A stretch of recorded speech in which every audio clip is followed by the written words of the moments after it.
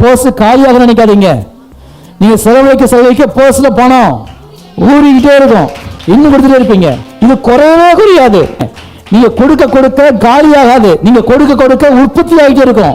ஏன் அப்படின்னா கர்த்தரின் ஆசீர்வாதம் உங்க மேல இருக்கிறதுனால. பஞ்ச காலம், தண்ணி கிடையாது, மழை கிடையாது, எதுவுமே கிடையாது. ஆனா இவன் நிலத்துல மட்டும் எப்படிங்க 100 மடங்கு ஆசீர்வாதம் வந்துச்சு? ஏன்னா கர்த்தரின் ஆசீர்வாதம் இருக்குது. சொல்லிக்கணும். என்ன யோசனை வருது நமக்கு? பணம் போகுது, நான் சொல்றேன் பணம் ஊறுது. விதைக்கிறவனுக்கு தராரா? நீங்க செலவழிச்சு நீங்க என்ன பண்றாரு? இதெல்லாம் ஆபிரகாம் தசமமா செலுத்தினான். தசமமா செலுத்தினால பணம் போச்சா, பணம் வந்துச்சா? போகவும் செஞ்சது, விதைக்கவும் செஞ்சோம். விதைக்கிறவனுக்கு நீ என்ன விதைச்சியோ அதையும் நான் தரேன், சாப்பிட்றதுக்கு ஆகாரத்தையும் தரேன், நீதியும் வெளிச்சம் தரேன். நீங்க விதைக்கிறது அது செலவில்லை, அது ஒரு முதலீடு மாதிரி.